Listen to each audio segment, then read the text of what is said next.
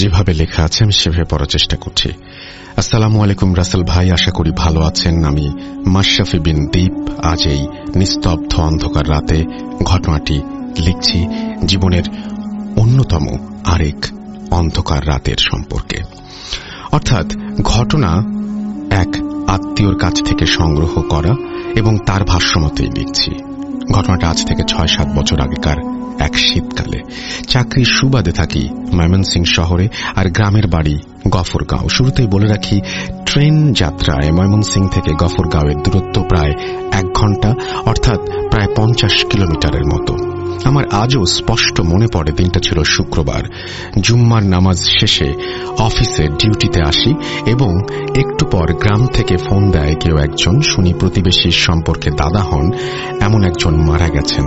ওনার ছেলেরা আবার থাকে ভারতে, আর তাই তাদের অপেক্ষায় দাদাদের জানাজা হবে পরের দিন, অর্থাৎ শনিবার দুপুরে। অফিস থেকে ছুটি নিয়ে সিদ্ধান্ত নিলাম রাত 9টার ট্রেনে বাড়ি যাব। প্ল্যান মতো রাত 9টার দিকে স্টেশনে যেয়ে শুনি ট্রেনটা নেই। তাই প্ল্যাটফর্মেই, অর্থাৎ ফাঁকা প্ল্যাটফর্মেই বসে থাকি। ভাবতে থাকি কি করা যায়, বাসায় ফিরব নাকি সিএনজি করে গ্রামে চলে যাব। বেশ কিছুক্ষণ বসে থাকার পর এক বয়সী বাদাম বিক্রেতা পাশ কাটিয়ে যাওয়ার সময় ময়মনসিংহের আঞ্চলিক ভাষার মিশ্রণে অনেকটা এরকম করে বলল যে আজকে 11টার দিকে একটা ট্রেনই আছে, একটু দেরি করলে আরামে যেতে পারবেন।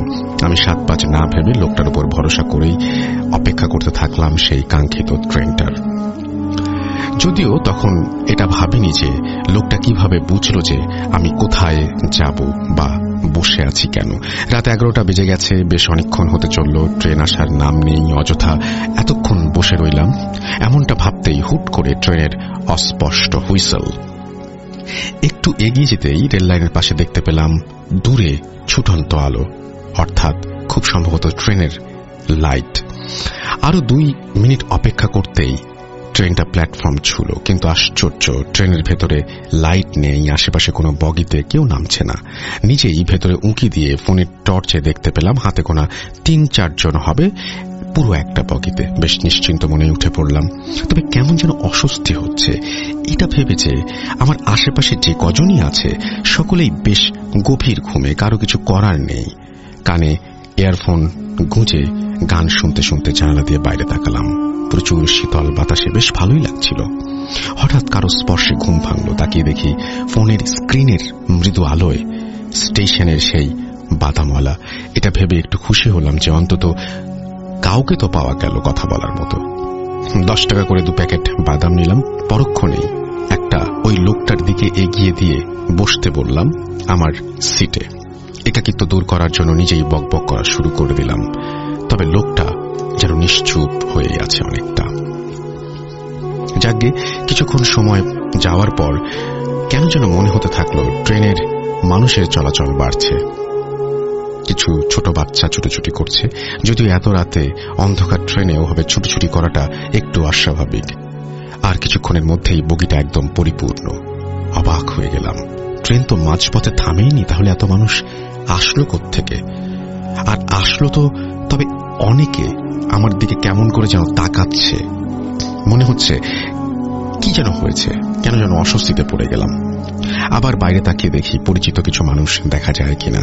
না, চারপাশে একদম অন্ধকার, সম্ভবত অমাবস্যার অন্ধকার এটাকেই বলে। হঠাৎ মনে হলো রেললাইনের পাশে কিছু মানুষ চিতা পুড়োচ্ছে, অর্থাৎ দাহ করছে মরদেহ বা এই টাইপের কিছু একটা। ওখান থেকে বেশ কয়েকজন আমার দিকে তাকিয়ে আছে। কি আশ্চর্য, সেখানে ওই বাদাম বিক্রেতারাও ছিল। এবার শুরু হলো আমার ভয়, আমার সাথে আসলে কি হচ্ছে।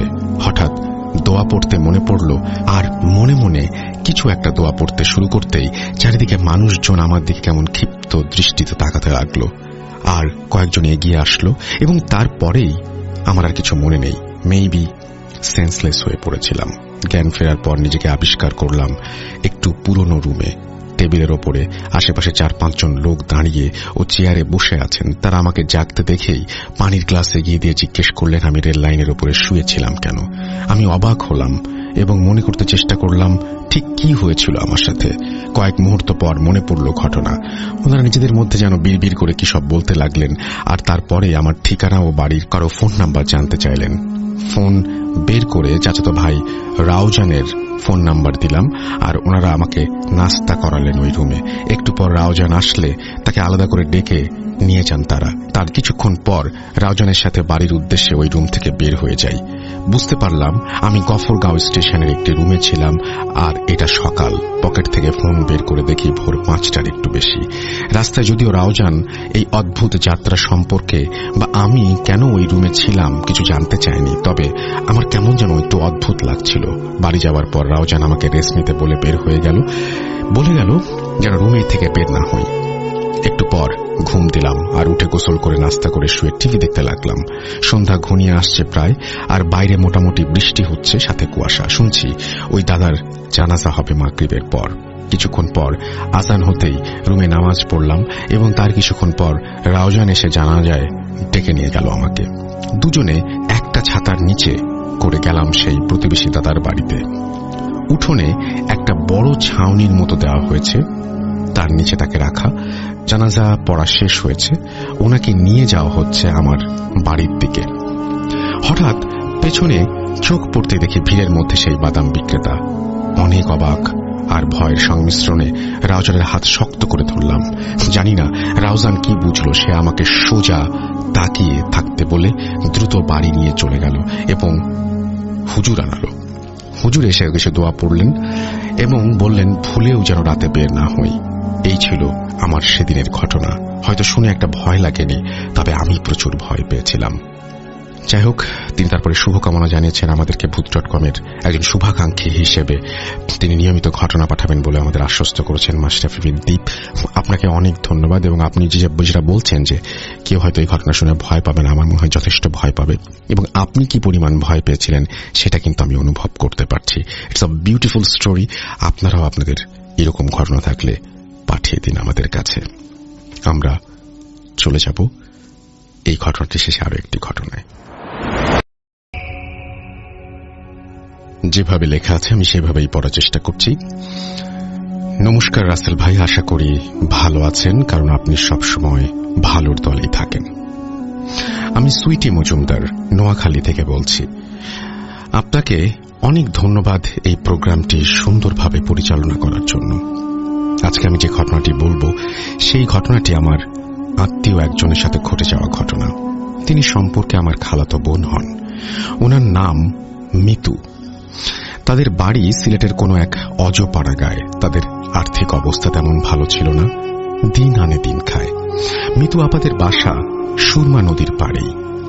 তাদের আর্থিক অবস্থা ভালো না থাকায় তাদের বাড়িতে কোনো নলকূপ ছিল না, তাই নদীর পানি দিয়েই তারা তাদের ধোয়া মোছা, গোসল এ সমস্ত কাজ সারত। তাদের বাড়ির পেছনেই বয়ে গেছে সুরমা নদী। তাদের বাড়ির পেছনে একটা ঘাট বাঁধাই করা হয়েছিল, আর সেই ঘাটে বসেই গোসল ও অন্যান্য কাজ সারত তারা। সময়টা ছিল 17/9/2002 সাল। ওই দিন মিতু আপাদের বাসায় কিছু কাজ থাকার কারণে মিতু আপা গোসল করতে পারেননি। মিতু আপা চিন্তা করলেন বাসার সব কাজ শেষ করে রাতেই তিনি গোসল সেরে নেবেন। মিতু আপার হাতের কাজ শেষ করতে করতে প্রায় 12টা বেজে গেছে। মিতু আপার মা শত বারণ করা সত্ত্বেও মিতু আপু নদীর ঘাটে গোসল করতে চলে যান। ঘুটঘুটে অন্ধকার, হালকা হ্যারিকেনের আলোয় আপু গোসল করতে করতে হঠাৎ লক্ষ্য করেন ঘাট থেকে অনেক দূরে কারা যেন অনেকগুলি হ্যারিকেন নিয়ে নদীর পাড়ের রাস্তা ধরে হেঁটে আসছে। আপু ভাবলেন হয়তো মাছ ধরার জন্য এদিকে আসছে, তাই উনি তাড়াতাড়ি গোসল শেষ করার জন্য পানিতে নেমে পড়লেন। গোসল শেষ করে উনি যখন ঘাটের সিঁড়ি বেয়ে উপরের দিকে উঠতে থাকলেন, ঠিক তখন ওনার থেকে 2-5 হাত সামনে অনেকগুলো বিরাটাকার কালো লোমশওয়ালা কিছু, যাদের মাথা নেই কিন্তু বুকে চোখ, তাদের চোখ আগুনের গোলার মতো জ্বলছে। হঠাৎ মিতু আপু ওই দানবগুলোর দিকে তাকালেন এবং তাদের বিকৃত হাসি দেখতে পেলেন। মিতু আপুর শরীর ভয়ে কাঁপতে থাকে, শরীরের সব লোম খাড়া হয়ে যায়। মিতু আপু বিভৎস হাসি আর অদ্ভুত চেহারা দেখে নিজেকে সামনে রাখতে পারলেন না। মিতু আপুর মা, ভাই সবাই ওনাকে খুঁজতে এসে দেখে মিতু আপু ঘাটের সিঁড়িতে অজ্ঞান অবস্থায় পড়ে আছেন। তাকে সবাই ধরাধরি করে বাসায় নিয়ে যান। জ্ঞান ফেরার পর সবাই আপুর কাছে জানতে চান নদীর ঘাটে কি হয়েছিল। আপু ভয়ার্ত চেহারায় শুধু চারিদিকে তাকায়, কিন্তু কোনো কথা বলতে পারছে না। মিতু আপুর মা বুঝতে পারেন মিতু আপু অনেক ভয় পেয়েছেন, সেজন্য সে কথা বলতে পারছে না। মিতু আপু কিছুক্ষণ পর গোঙায় আর ঘর থেকে বের হয়ে যেতে চায়। সবাই তাকে ধরে রাখতে চাইলেও পারে না। মিতু আপুর শরীরে যেন 10 পুরুষের শক্তি। সেদিন রাতে সবাই তার পাশে বসে এভাবেই রাতটা পার করে দিয়েছিল। সকালে মিতু আপুর প্রচন্ড জ্বর ওঠে এবং তার অস্বাভাবিক আচরণগুলো পরিবারের সবাইকে চিন্তায় ফেলে দেয়। মিতু আপুর মা তার বাবাকে বলেন একজন হুজুর নিয়ে আসার জন্য। মিতু আপুর বাবা একজন হুজুর নিয়ে আসেন এবং যখনই মিতু আপুকে দেখেন উনি বলেন ওনার উপর খারাপ জিনের আসর পড়েছে। তবে একটা নয়, 13টা বদজিন, যাদের গ্রাম্য ভাষায় নীলকণ্ঠ বলা হয়। তাদের মাথা নেই, বুকে চোখ থাকে। হুজুর সেই জিনগুলোকে হাজির করালেন এবং তাদের জিজ্ঞাসা করলেন কেন তারা মিতুর উপরে ভর করেছে। তারা প্রশ্নের জবাবে বলে রাতে নদীর ঘাটে মিতু আপুর উপস্থিতি তাদের বিরক্তির কারণ। হুজুর বললেন কি করলে তোমরা তাকে ছেড়ে যাবে। সেই 13টা বদজিন বলে 13 রকমের ফল, 13 রকমের 13 কেজি মিষ্টি আর 2টা সাদা গরু দিলে তারা চলে যাবে। হুজুর বলেন দেখো তারা গরিব, তাদের আর্থিক অবস্থা ভালো না। তার উপরে হুজুর অনেক কথা কাটাকাটি করে শেষ পর্যন্ত 13টা ফলের পাতা, 13টা মিষ্টি ও ছোট একটা ছাগল দেওয়ার শর্তে মিতু আপুকে ছেড়ে যাবে বলে সেই জিনদের ওয়াদা করান। সেই বদজিনগুলো মঙ্গলবার রাতে জিনিসগুলো নদীর ঘাটে দিয়ে দেওয়ার জন্য বলে। সেই বদজিনগুলো এটাও বলে যে যদি তারা 13টা ফলের পাতা, 13টা মিষ্টি ও ছোট একটা ছাগল না দেয় তাহলে মিতু আপুর বংশে যে কোনো একজনকে তারা মেরে ফেলবে। মিতু আপুর ভাই ও বাবা হুজুরের কথা মতো তাদের 13টা ফলের পাতা, 13টা মিষ্টি ও ছোট ছাগল কিনে দিয়ে আসেন এবং হুজুর তাদের বলেছিলেন জিনিসগুলো ঘাটে রেখে পেছনের দিকে না তাকিয়ে সোজা বাড়িতে চলে আসার জন্য। মিতু আপুর এক প্রতিবেশীর নাম সলিমুল্লাহ। তিনি মিতু আপুর ওপরে জিনে ভর করা ও জিনদের দাবি দেওয়ার কথা শুনে মিতু আপুদের বাসায় গিয়ে বলেন এসব কিছুই না, এসব হুজুরের ভণ্ডামি। সলিমুল্লাহ জিন, ভূত, প্রেত এসব কিছুই বিশ্বাস করতেন না, বরং তিনি ভাবতেন পৃথিবীতে এগুলোর অস্তিত্ব নেই। বিরাট অঙ্কের টাকা আর দামি জিনিসপত্র হাতিয়ে নেওয়ার ধান্দায় ভণ্ড হুজুরের এ সমস্ত কথা। সলিমুল্লাহ ভাবলেন হুজুর এত টাকার ছাগল নেবে আর তা আমি চেয়ে চেয়ে দেখব। সলিমুল্লাহ লোভ হলো ছোট ছাগলের ওপরে। মঙ্গলবার রাতে মিতু আপুর বাবা ও ভাই নদীর ঘাটের সেইতে 13 রকমের ফলের পাতা, 13টা মিষ্টি ও ছোট একটা ছাগল দিয়ে আসলেন। তারা চলে আসার পরেই প্রতিবেশী সলিমুল্লাহ ছাগলটাকে নিয়ে আসলেন এবং পরের দিন সকালে মোটা অঙ্কের টাকায় সেটা বিক্রি করে দিলেন। এদিকে মিতু আপুর অবস্থা আগের মতোই হতে থাকে। মিতু আপুর বাবা আবারও হুজুর আনান এবং বদ জিনের হাজির করান। তাদের জিজ্ঞেস করলে তারা বলে তাদের সাথে প্রতারণা করা হয়েছে। তাদের প্রতিবেশী সলিমুল্লাহ ছাগলটা চুরি করে বাজারে বিক্রি করে দিয়েছেন। তারা খুবই ক্ষিপ্ত মিতু আপুর বংশের লোকদের ওপর। তারা বলে তারা আপুদের বংশের যে কোনো একজনকে মেরে ফেলবে। তারপর হুজুর তাকে অনেক বুঝিয়েছেন, কিন্তু তাতে কোনো লাভ হয়নি। পরদিন সকালবেলা প্রতিবেশী সলিমুল্লাহর ঘর থেকে চিৎকারের আওয়াজ আসলে মিতু আপুদের বাসার সবাই গিয়ে দেখলেন সলিমুল্লাহ পাগলের মতো আচরণ করছেন। তিনি নিজের চুল নিজে ছিঁড়ে খেয়ে ফেলছেন।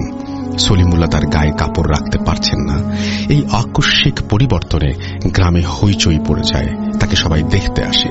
সলিমুল্লাহ বাড়ি থেকে উলঙ্গ অবস্থায় পুরাতন ভাঙা কবরের ভেতরে ঢুকে যান, তাই তাকে তালাবদ্ধ রাখা হয়। এভাবে অনেক দিন কেটে যায়। অনেক হুজুর দেখিয়েও লাভ হয় না। অন্যদিকে মিতু আপুর অবস্থা দিন দিন অবনতির দিকে ধাবিত হতে থাকে। তার চোখের শিরা ফুলে রক্ত জমাট হতে থাকে। তিনি খাওয়া দাওয়া বন্ধ করে দেন, আস্তে আস্তে শুকাতে শুরু করেন। হঠাৎ একদিন মিতু আপুদের বাড়িতে সাদা ধপধপে পাঞ্জাবি আর পরনে পাগড়ি পরা একজন লোক আসেন। তিনি মিতু আপুর মা ও বাবাকে বলেন মিতু আপু ও সলিমুল্লাহর চিকিৎসা উনি করবেন। তারা সেই বুজুর্গ লোককে মিতু আপু ও সলিমুল্লাহর ব্যাপারে কিছুই বলেননি, কিন্তু তিনি এত সব কিভাবে জানলেন? এতে তারা দুই বাড়ির লোকজনই খুব অবাক হন। তারা এই বুজুর্গ লোকের তদবিরে সুস্থ হন। তবে অবাক করা বিষয় হল এই বুজুর্গ লোক তদবিরের জন্য কোনো টাকা নেননি এবং এই বুজুর্গ লোককে কেউ কখনো কোনো দিন দেখেননি। এখন তারা দুজনেই সুস্থ, তবে সেই বুজুর্গ লোক বলে গিয়েছেন মিতু আপু তাদের প্রতিবেশী সলিমুল্লাহর বাসায় কেউ রাত 12টার পর এবং দুপুর 12টায় যাতে নদীর ঘাটে কিংবা জঙ্গলে না যায়। যদি তারা একথা অমান্য করে তবে তাদের মৃত্যু নিশ্চিত। ঘটনাটি অদ্ভুত হলেও সত্য। এই ঘটনাটি ভালো লাগলে শেয়ার করবেন। ভূত.com দীর্ঘজীবী হোক। এই বলে তিনি তার ঘটনা শেষ করেছেন। আপনি আপনার নাম লিখেছেন, সবকিছুই লিখেছেন, কিন্তু আপনি শুধুমাত্র আপনার ঠিকানা লিখেছেন লক্ষ্মীপুর, নোয়াখালী। আপনার বাড়ির ঠিকানা না হলে আমরা আপনাকে টি শার্ট পাঠাতে পারছি না, সুতরাং এই ব্যাপারটিও এরপর থেকে খেয়াল রাখবেন। আসসালামু আলাইকুম রাসেল ভাইয়া। ভূত.com-এর 36তম পর্ব, যেখানে আপনি ব্ল্যাক ম্যাজিকের কাহিনী নিয়ে এপিসোড শুরু করেছিলেন, সেখানে আপনি বলেছিলেন যারা ব্ল্যাক ম্যাজিক করে তারা তাদের ঘটনা শেয়ার করেন না। তাই আমি ইমেলটি লিখছি। এরপরে তিনি কতদিন ধরে আমাদের শোনেন এই সমস্ত বিষয়ে একটু কথা বলেছেন। তারপরে তিনি শুরু করেছেন এইভাবে: আমি একজন ব্ল্যাক ম্যাজিশিয়ান। আমার স্বল্প অভিজ্ঞতায় আমি কুফরি কালাম বেশ কয়েকবার করেছি। এর মধ্যে আজকে কয়েকটি অভিজ্ঞতা শেয়ার করব। আমি এখন আর এগুলো করি না। এই পথ থেকে বেরিয়ে আসার কাহিনীও শেয়ার করব।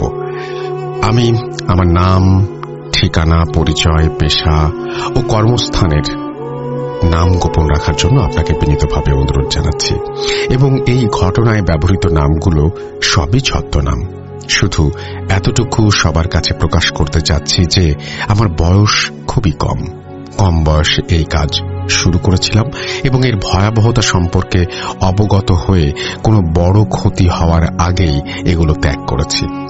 আমার পরিচয় যেগুলো আপনি প্রকাশ করবেন না সেগুলো তারপরে তিনি তার পরিচয় দিয়েছেন। এবার তারপরে তিনি বলেছেন, ঘটনায় চলে যাই। আগে বলি আমি কিভাবে ব্ল্যাক ম্যাজিকের ছোঁয়া পাই। আমি প্রথমে সাধারণ কাজের জন্য বই দেখে ইসলামিক আমল করতাম। আমি প্রথম আমার 2 সহপাঠীকে কুফরি কালাম করি। আমি যখন নতুন স্কুলে ভর্তি হই তখন আমার স্কুলের একজন শিক্ষক প্রাইভেট পড়ার জন্য সবাইকে ফোর্স করত। আমি তখন প্রতিবাদ করতাম, এবং যখন প্রতিবাদ করতাম ওই স্যারেরই 2 ছাত্র মাসুদ ও রানা মিলে আমার নামে তার কাছে গীবত গাইত এবং নানান অপবাদও দিত। আমার অনেক দিনের বন্ধু রাজীবও বাধ্য হয়ে তার কাছে পড়তে গিয়েছিল। সে আমাকে এসে বলতো, মাসুদ ও রানা তোর নামে স্যারের কাছে অনেক আজে বাজে কথা বলে। মাসুদ ও রানা ক্লাসেও আমার সাথে বাজে ব্যবহার করত। তারা একজোট হয়ে এসব করত। এরপর আমি সিদ্ধান্ত নেই যে আমি তাবিজের মাধ্যমে তাদের মাঝে ঝগড়া লাগাবো। আমার বিশ্বাস ছিল যে তারা আলাদা হয়ে গেলে আমি একজনকে হাত করব। আমি প্রথমে তাদের বিচ্ছেদ করার জন্য একটি তাবিজ দিয়ে সেই তাবিজের নকশা করি, কিন্তু সেটা কোনো কাজ করেনি। ইউটিউবে কিছু কবিরাজ আছে যারা এসব বিষয়ে অনেক কিছু শেখায়। আমি তাদের ভিডিও দেখি কিভাবে 2 ব্যক্তির মাঝে তুমুল ঝগড়া লাগানো যায়, কেননা তখন আমার বিশ্বাস ছিল যে কুফরি কালাম কাজ করবেই। আমি গাছের বড় পাতা সংগ্রহ করে তাতে কুফরি তাবিজ লিখি এবং তাবিজের নিচে নিয়ম অনুসারে লিখি মাসুদ ও রানার মাঝে ঝগড়া লাগুক, এবং সেটি জোড়া কবরের মাঝে পুঁতে দেই। উল্লেখ্য, তাবিজটি যে কোনো সময় পোতা যাবে, তাই আমি দুপুরে কাজটি সম্পন্ন করি এবং তাবিজ পোতাকালীন আমার কোনো সমস্যা হয়নি, কেননা সেটা ভর দুপুরে আমি পুঁতেছিলাম। কিন্তু এই কাজ করার পরে আমার সাথে কি ঘটতে চলেছে সে সম্পর্কে আমি অবগত ছিলাম না। সেই রাতে আমি স্বপ্নে দেখি এক অচেনা লোককে, যে কিছু বলে না, শুধু গোঙায়। মনে হয় যে সে আমাকে কিছু বলতে চায়। আমি আমার হাতে লাল দাগ দেখতে পেতাম, যেন কেউ নখ দিয়ে আঁচড় দিয়েছে, কিন্তু এই দাগের কোনো উৎস আমি খুঁজে পেতাম না। একদিন রাতে আমি ঘুমিয়েছিলাম। রাতে আমার ঘুম ভেঙে যায় হঠাৎ করেই। আমি তীব্র একটি সুগন্ধ পেয়ে রীতিমতো ভয় পেয়ে যাই। আমি বেড সুইচ প্রেস করে লাইট অন করে দেখি খাটিয়ার উপরে শোয়ানো একটি লাশ, যার কাফন পরানো কিন্তু মুখটি খোলা। লাশটি ছিল আমার স্বপ্নে আসা ওই অজ্ঞাত ব্যক্তির। আমি চিৎকার করতে চাই কিন্তু পারি না। আমার মুখটা যেন বন্ধ। লাশটির চোখ বন্ধ করাই ছিল, নাড়াচাড়া করছিল না। হঠাৎ আমার মুখ দিয়ে বেরিয়ে আসে সেই বাক্য, যেই বাক্য প্রতি নামাজ শেষে আমি পড়ি। তারপর আমার কিছু মনে নেই। আমার ঘুম ভাঙে ফজরের আজানের শব্দে। আমার বাড়ির পাশেই মসজিদ। আমি দেখি আমার রুমের লাইট জ্বালানো, আর আমি মেঝেতে খাটের পাশে পড়ে আছি। রুমে আর কোনো লাশ নেই, নেই কোনো গন্ধ। কপালের একটা অংশ প্রচুর ব্যথা করছিল। বুঝতে বাকি রইল না যে আমি আমার মাথায় কোনো কিছুর সাথে ব্যথা পেয়েছি। আমি অজু করে নামাজ আদায় করি। আমি কয়েকদিন জ্বরে ভুগি। বাড়ির লোকেরা ভাবে সাধারণ জ্বর, প্রায় 1 সপ্তাহ পরে ঠিক হয়ে যায়। ওই লোককে স্বপ্নে দেখা, তারপর বন্ধ হয়ে যায়। সুস্থ হলে স্কুলে গিয়ে জানতে পারি মাসুদ ও রানার মধ্যে টাকা ধার করা নিয়ে সামান্য কথা কাটাকাটি হয়েছে। এক পর্যায়ে মাসুদ রানার সাইকেলের পাম্প ছেড়ে দেয়। সেই নিয়ে দুজনের মধ্যে তুমুল মারামারি।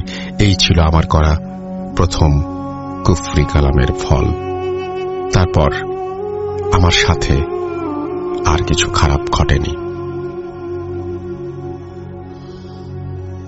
আমার সাথে রাতে কি ঘটেছিল তার সাথে আমার করা ব্ল্যাক ম্যাজিকের যে সম্পর্ক আছে তা আমি বুঝতে পারিনি। যেহেতু আমার সমস্যাগুলো শেষ হয়ে যায়, তাই বলতে গেলে আমি প্রায় ভুলে যাই আমার পরিবারের অসম্মতিতে আমার মামা একটি বিবাহ করে। আমার মামির আগে বিয়ে হয়েছিল এবং একটি সন্তান ছিল যার নাম শুভ। আমার মামা শুভর দায়ভার নিয়ে বিবাহ করে। বিয়ের সময় শুভ ক্লাস 4-এ পড়ত।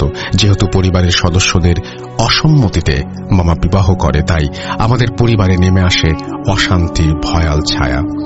বলে রাখা ভালো, মামা বিয়ে করে 2018 সালে, আর প্রথম কুফরি কালাম করি 2019-এ। আমার মামি মোটেও ভালো মানুষ নয়। আমার মা আমার নানুর সাথে থাকে বলে যত সমস্যা। আমার মামা পরিবারের সদস্যদের অসম্মতিতে বিয়ে করে, তাই আমার মামা কেমন তা আমি আলাদা করে বুঝাচ্ছি না। শুভ ছাত্র হিসেবে খুবই বাজে। 6 বিষয়ে তার 3-4 বিষয়ের মধ্যেই ফেইল আসে এবং 2018-19-এ সে পরবর্তী শ্রেণীতে উত্তীর্ণ হতে অক্ষম হয়। ওর এমন পড়াশোনার কারণে মামা আর মামির মাঝে শুরু হয় অশান্তি। আর আমার মামিকে আমিও দেখতে পারি না, কারণ আমার নানা আজকে বেঁচে থাকলে আমার মামিকে মেনে নিত না, এবং আমার মামি আমার মায়ের সাথে যেমন খারাপ ব্যবহার করে আমার সাথেও তেমন ব্যবহার করে। মাঝে মাঝে আমার সাথে কথা কাটাকাটিও হতো।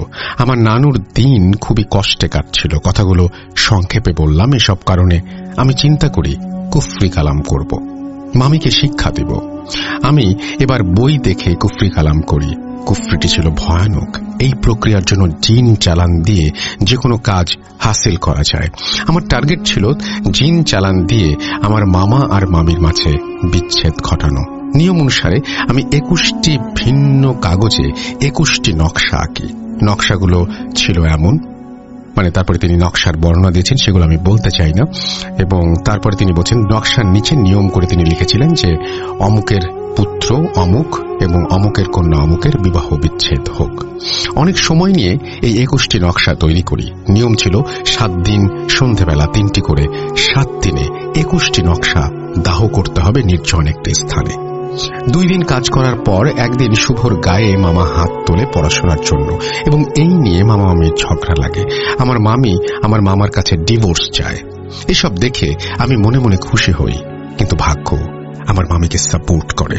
4 দিন আমি নিয়ম ঠিক মতো মানি। 4র্থ দিন নকশা দাহ করার পর আমার কাছে আরো 9টা নকশা ছিল। নকশাগুলো পোড়ানোর 5ম দিবসে আমি যে স্থানে নকশাগুলো রেখেছিলাম সেখান থেকে আমি আর সেগুলো খুঁজে পাই না। আমি সেগুলো খাতার ভেতরে রেখে আমার ড্রয়ারে তালা দিয়ে রেখেছিলাম, যার চাবি সর্বদা আমার কাছেই থাকত। আমি ভয় পাই। ভয় পাওয়ার কারণগুলো ছিল নকশাগুলো আমার পরিবারের কারো হাতে পড়ার ভয়, এবং আরেকটি ভয় ছিল আমি জিন চালান দিয়েছিলাম। এখন কি সেই জিন আমার ক্ষতি করতে চাইছে? আর আমি ওগুলো যেভাবে রেখেছিলাম কারো হাতে পড়ার কথা না। পরের দিন বাড়ির বড়রা সমাধান করে শুভ নানুর বাড়িতে থাকবে এবং আমার মামা তার খরচ দেবে, অর্থাৎ শুভ তার নানার বাড়িতে চলে যাবে। এভাবে মামি আর মামার ডিভোর্স আটকে যায়। আমি ঠিকভাবে কাজ করলাম, সফলতা পেতে চলেছিলাম। হঠাৎ এসব ঘটনা কেন ঘটল, এই প্রশ্নগুলোর উত্তর পরের দিনই পাই। যে ঘটনাগুলো ছিল এই কাহিনী সবচাইতে এটার ইন্টারেস্টিং অংশ। আমার এক ভাইয়া আছে যার সাথে নাকি অনেকগুলো জিন থাকে। তিনি প্রবাসে থাকেন। তিনি আমাদের দেশে আসলে যদি আমাদের বাসায় আসেন তাহলে নানান তদবির করেন। তিনি ইসলামিক তদবির করেন, কুফরি করেন না। তার নাম কালাম। আমার মা আমাকে জিজ্ঞেস করে যে আমি কি কাউকে তাবিজ করেছি নাকি। আমি ভাবি সর্বনাশ, তাবিজগুলো আমার মায়ের হাতে পড়েছে। আমি তাকে খুলে বলি যে আমি কি করেছি। আমি শুধু মামাকে তাবিজ করার ব্যাপারটাই বলি। মা আমাকে বুঝান যে আমি ভীষণ অন্যায় করেছি। আমি মাকে জিজ্ঞেস করি তুমি কিভাবে জানলে? মা বলল তোমার কালাম ভাই বলেছে। আমি অবাক হয়ে যাই, কালাম ভাই তো প্রবাসে। আমার মা বলল তুমি তোমার কালাম ভাইয়ের সাথে কথা বলো, সে তোমার সাথে কথা বলতে চেয়েছে। পরে কালাম ভাই আমাকে জানায় যে তিনি সেদিন কুফরি কালাম যেদিন করেছি তার 2 দিন পরে মামা আর মামির ঝগড়া লাগে। কালাম ভাই জিনের মাধ্যমে তা জানতে পারেন এবং নকশাগুলো উদ্ধার করেন তিনি জিনের মাধ্যমে এবং তা তিনি নষ্ট করে দেন। এবং তিনি জানান আমি খুবই বাজে কুফরি কালাম করেছি আর খুবই ভয়ানক, যেটি আমার ক্ষতিও করতে পারত। তিনি আমাকে বলেন তোমার মা তোমাকে একটি তাবিজ দেবে, সেটি রাখো, না হলে ওই শয়তান তোমার ক্ষতি করবে। আমি তার কথা মতো তাবিজটি নেই। সে আমায় আরো বলেছিল যে আমি যে মাসুদ ও রানাকে কুফরি করেছি সেটাও তিনি জানেন। আমি সেদিন রাতে ভয় পেয়েছিলাম, তাও সে জানে। আমি জিজ্ঞেস করি আমি সেদিন রাতে একটি খাটিয়ায় একটি লাশ দেখেছিলাম, ওটা কেন দেখলাম? কালাম ভাই বলল তুমি যে জোড়া কবরে তাবিজ পুঁতেছিলে, ওই জোড়া কবর যাদের তাদের মধ্যে একজনকে তুমি দেখেছিলে যে নিয়মিত তোমার স্বপ্নে আসতো এবং বাস্তবে একদিন তুমি তাকে দেখলে। পরবর্তীতে তাবিজ নেয়ার পর আমার সাথে আর কিছু ঘটেনি। এই ছিল আমার ঘটনা। ভালো লাগলে পড়ে শোনাবেন, ভুল ত্রুটি ক্ষমার চোখে দেখবেন। সবাই আমার জন্য প্রার্থনা করবেন, ঈশ্বর যেন আমায় ক্ষমা করেন। আমি এখন নিয়মিত নামাজ পড়ি আর আমি অনুতপ্ত, তাই আমাকে খারাপ চোখে দেখবেন না। এরপরে কিছু কথা তিনি লিখেছেন এবং বলেছেন যেটি আপনার জন্য, সো আমি সেটার পড়লাম না বা বললাম না। আমি বিশ্বাস করি যে এরকম ঘটনা আপনাদের কাছেও আছে এবং এরকম অনেকেই হয়তো অনুশোচনায় ভোগেন একটা ভুল করার জন্য, একটা ভুল সিদ্ধান্ত নেয়ার জন্য, এইরকম ভাবে কুফরি কালামের সাথে জড়িত হবার জন্য। আল্লাহ আপনাদের মাফ করুন এবং এই ধরনের জঘন্য কাজের উদ্যোগী আপনারা না হবেন, সেটাই আমি প্রার্থনা করব এবং সেটাই আমি চাইব। আশা করছি যে এই পথে আপনারা কেউ পা বাড়াবেন না, কারণ এই পথে শুধুই ভয়, শুধুই অস্থিরতা, শুধুই হারানোর ফলাফল। আর তাই চাই না আপনারা কেউ এই কাজটি করুন। এবং আমি শুধু যেটা চাই আপনাদের কাছে সেটা হচ্ছে এই ধরনের ঘটনা আপনাদের কাছেও আছে, সেই ধরনের ঘটনা যদি থেকে থাকে তাহলে আমাদের লিখে পাঠান। আমাদেরকে লিখে পাঠানোর ঠিকানা হচ্ছে russell.booth.com@gmail.com। আপনার নাম, ঠিকানা এবং ফোন নাম্বার সহ এবং অফকোর্স আপনার টি শার্টের সাইজ সহ আমাদের লিখে পাঠান। এবং শুরুতে অবশ্যই উল্লেখ করুন যে আপনি স্টুডিওতে এসে এটা শেয়ার করতে চান নাকি আপনি চান আপনার ঘটনা আমরা পড়ে শোনাই। যারা দেশের বাইরে রয়েছেন তারা সরাসরি অডিও ক্লিপ পাঠাতে পারেন বা লিখেও পাঠাতে পারেন, এটা কমপ্লিটলি আপনার ব্যাপার। তো আজকের মতো আমার মনে হয় যে এই ইমেলটি আমি যেটা শেয়ার করলাম আপনাদের ভালো লেগেছে এবং আজকের মতো ইমেলের এই অংশটি এই পর্যন্তই। এবং আপনারা যদি আরো চান তাহলে ইনশাআল্লাহ এরপর থেকে আরো বেশি ইমেল দেওয়ার চেষ্টা করব, যেহেতু ঘটনা বেশি আসছে। আপনারা দোয়া করবেন আমার জন্য যেন এভাবে ভালো ভালো ঘটনা আপনাদের উপহার দিতে পারি।